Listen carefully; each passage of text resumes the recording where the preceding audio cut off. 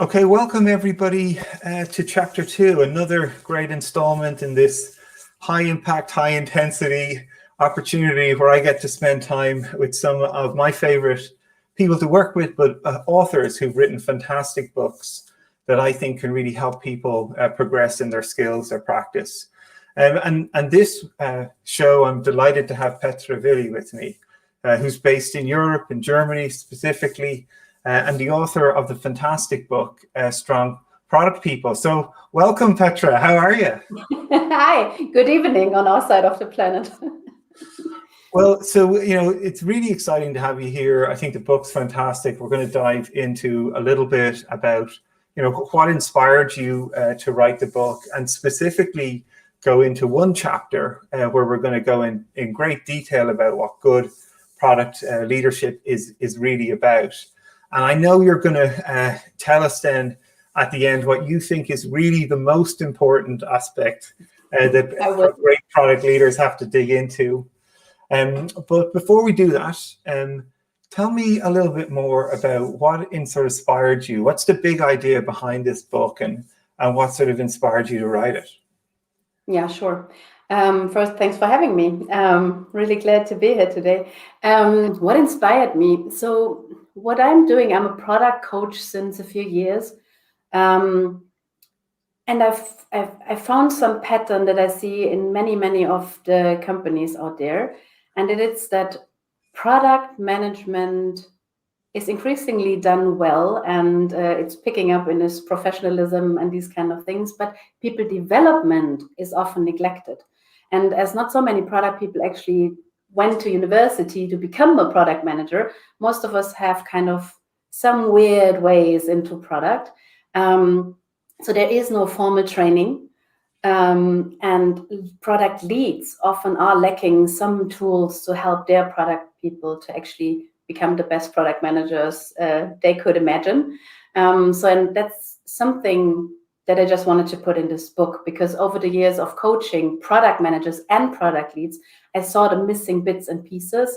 And I have a lot of, so the people know me, they know that I like drawings and illustrations to explain things. And some of these drawings I use over and over again. And at some point I thought, like, okay, there's so many metaphors and things I use over and over again.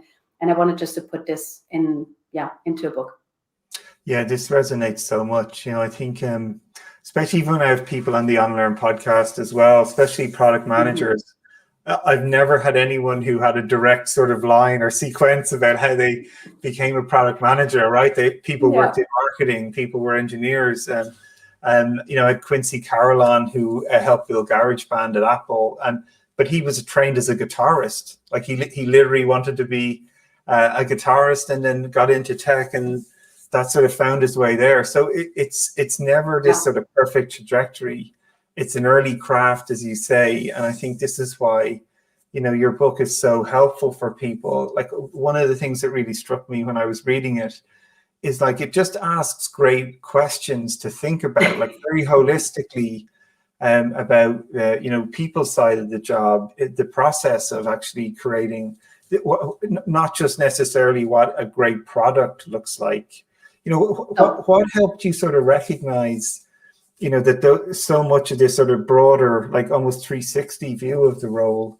What were some of the things that kept jumping out to you as you were writing the book and even sharing it with other people? Actually, it was a friend of mine when she was on the early review panel. So I ran the book through 38 reviewers last summer, and Ifa just told me, okay, you're answering so many questions, but you need to write a bit more about what you think makes a great product manager in the beginning, because I was talking a lot about how to coach them on several topics. For example, if you as a product leader see them struggle with time management, how could you coach them on time management? But she pointed me to this, okay, you should make this part of what do you think that makes a great product manager, and how product leaders can come up with their definition of a good product manager. And that's actually what I did. So it was a friendly hint from a user. User research is great, as we see here as well. And then I really thought about, okay, what do I think makes a great product person? And I strongly encourage product leader throughout the book that they need to come up with their own written, explicit definition of what makes a good product manager. And part 1 and 2 of the book mainly helps with coming up with this definition of a good product manager. Great. And, it's the fun part about chapter 2, like the whole purpose is to help people understand the big idea, but then to dive very specifically into one chapter. And the chapter you've selected is chapter 4. It's good. So, tell us about what is chapter 4 and what inspired you to want to talk about it? So chapter 4 is exactly what I mentioned. So defining your good. So what do you as a product leader think great product person needs to bring? And it talks about the personality traits of a great product manager. I can't talk about the ones that I have picked in a second. Then about the skills and know-how and responsibilities of a product manager. And I've created a framework for that as well. We will mention this later on, I guess. And then finally it's values. So is that in line with the company values and things like this? And all of these aspects need to come together in your definition of a good product manager. So that's what chapter 4 is talking about.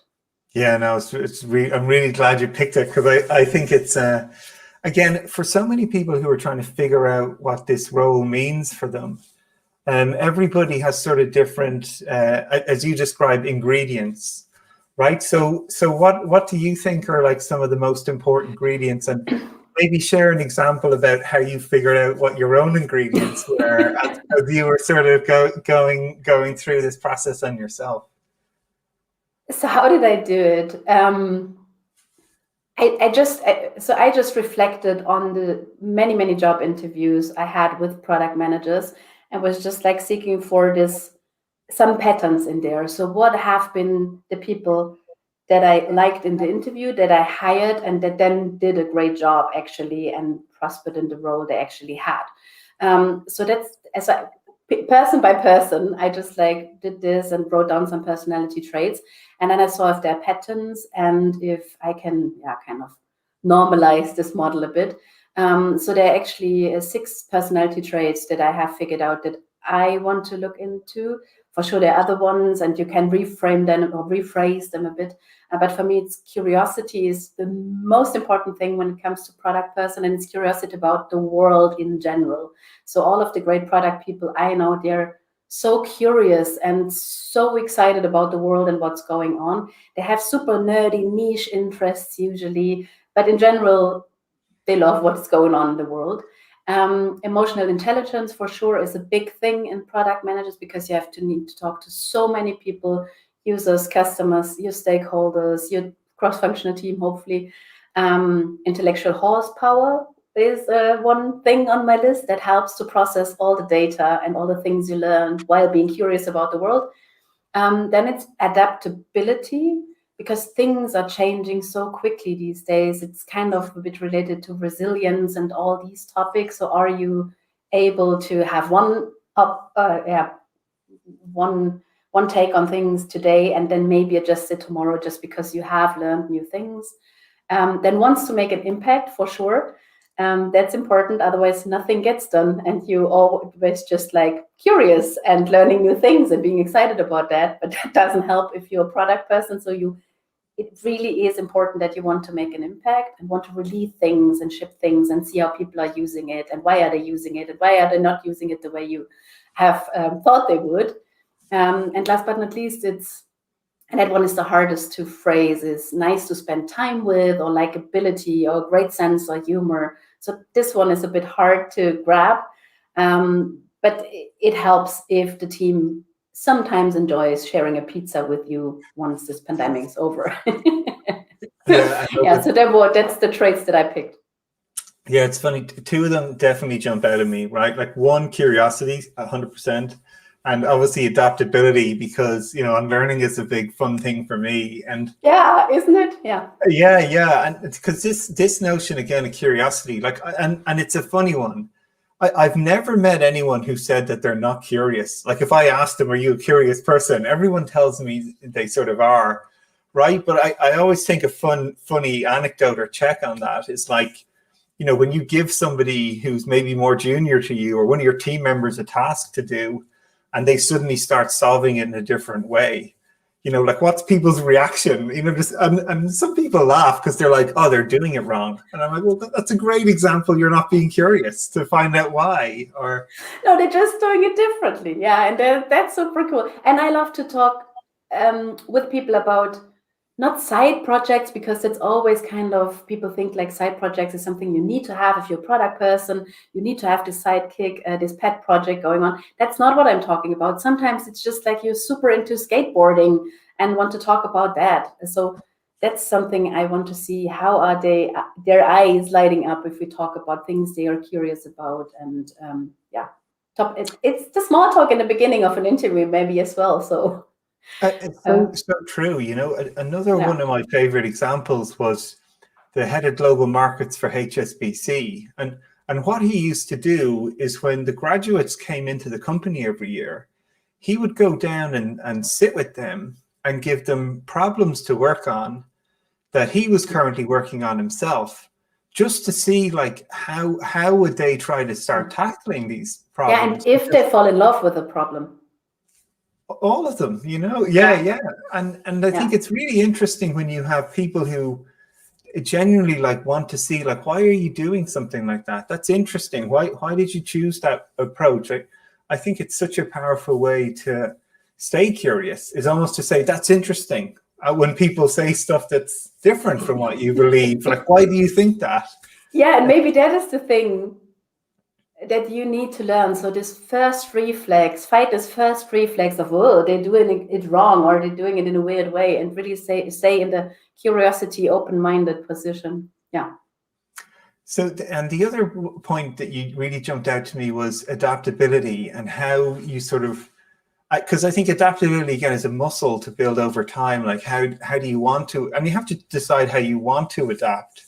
And one of the things that really struck me was a sort of model that you'd sort of created, like this wheel for people to help them sort of, first of all, understand like what do they care about, and then sort of in essence sort of help them understand where they are at and how they want to change. So can you share a little bit about the wheel here? And I really want to show it to people, because I think it's, for me, I found myself like wanting to do this as soon as I saw.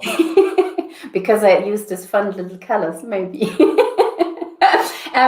For the wheel, why did I create the wheel? The thing is, if you are coaching people, then often you need this first kind of a where are you session. So that's in the beginning, and where do you want to go from here, right?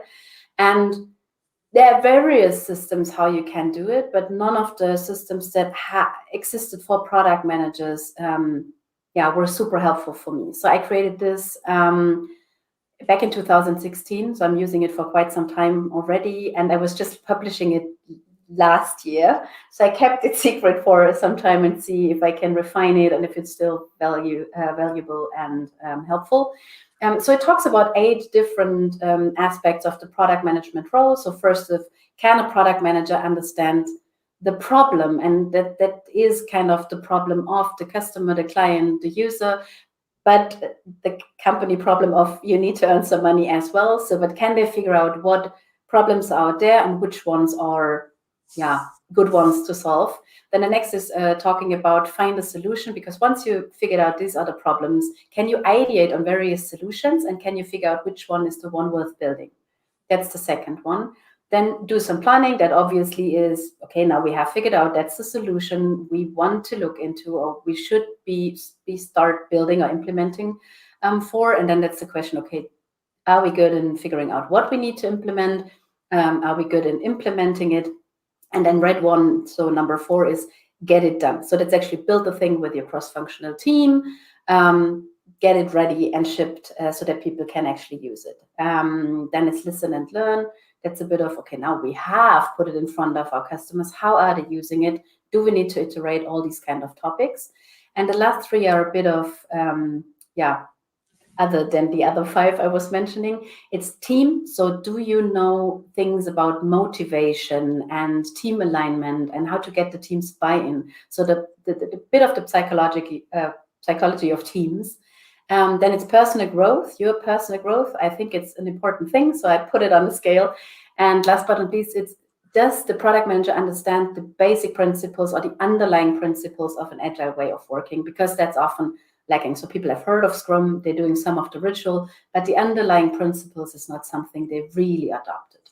And with the PM wheel comes, so it's a bigger PDF, and for each of the buckets, I have around 15 to 20 questions, so super detailed questions. So for example, do I know how to interview customers well?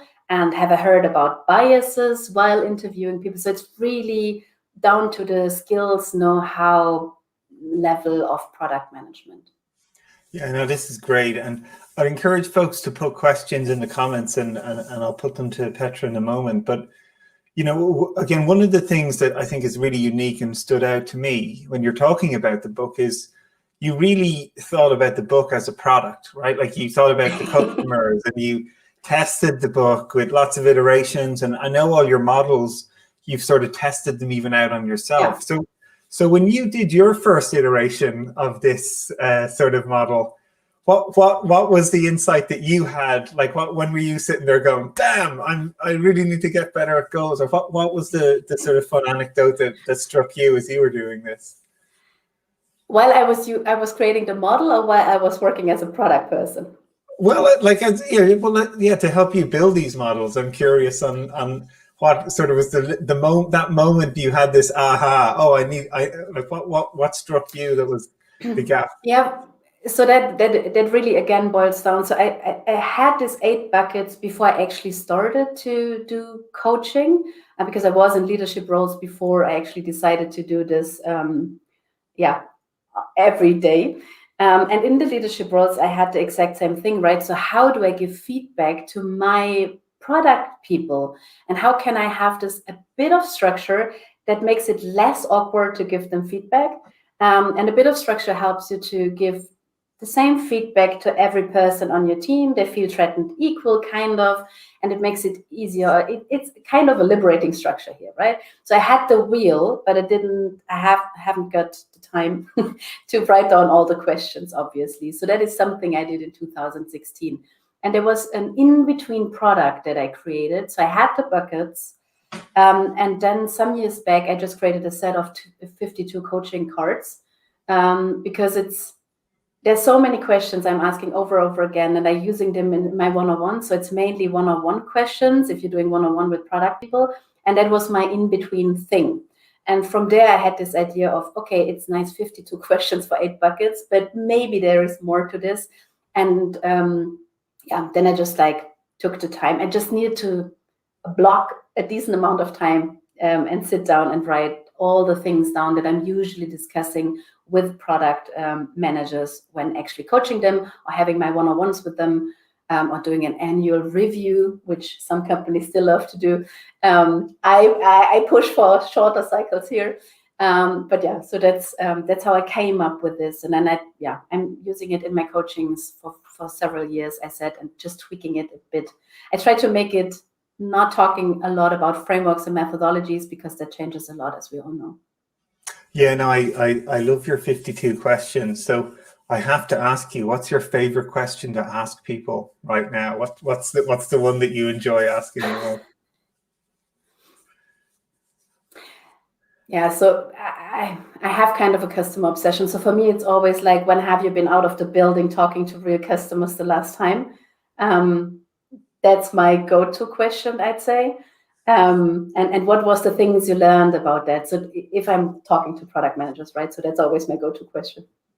Yeah, I think that's a great one. I think it also sometimes shocks people, when they say out loud that it's almost like they're going to confession or something. It's been 6 months since I spoke to a customer, or the most common answer is 3 months. So that's my average answer I get.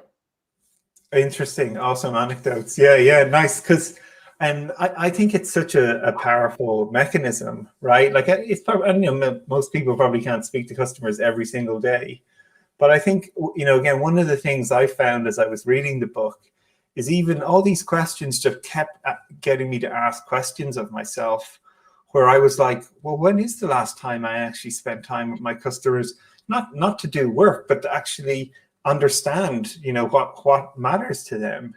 Yeah. And I think all those prompts are always so powerful and so helpful for reflection, and I think that was probably the thing that struck me most about reading through the book. Not only did it make me think of a very sort of 360 of all the possible things I need to consider about, but there was always great little prompts at sort of each stage to help me sort of ask myself these questions of like, what actually really matters, and what am I doing in that space? And I think that's really interesting. So I have to ask then the mythical question. Then I want to start. What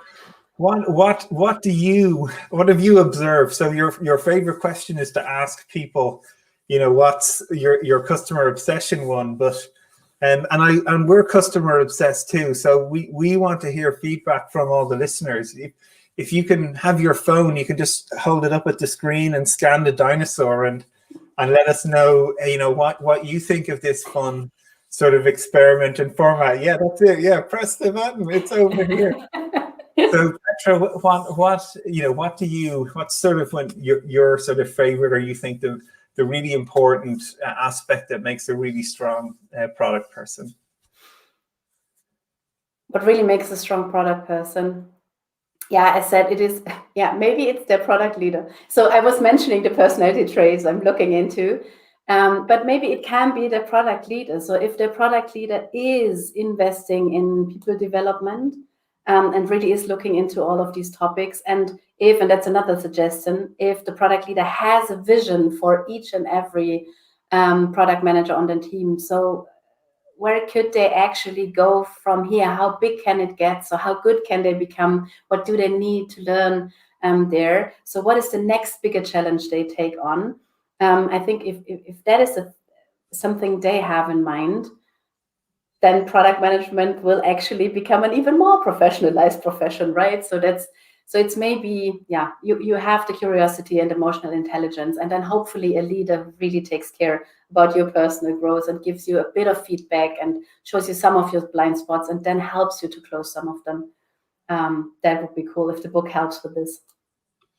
Yeah, well, I have absolutely no doubt that anyone who picks up this book is going to get stronger at this practice, which I think, as we said at the start, it's still early days. There's I think only 2 or 3 university courses globally that I've even heard that even teach product management. Like, I don't think anyone has it figured out, but I think you've contributed another great step in helping us all move this practice forward. So, thank you very much again for joining us today, Petra. Again, folks, all you got to do is hold up your phone. This is an experiment. Give us some feedback and just scan our little image of the dinosaur. The little dinosaur. Let us know. It's been super fun to have people like Petra who'll come and share these fantastic insights and background about what inspired her and others to write the book. If you've liked this show, don't forget to sort of hit subscribe so you can catch us on the channel at any time. Petra, it's been so fantastic to have you. I'm delighted to see this book into the world. Thank you, everybody, for joining us, and we'll see you on the next show soon.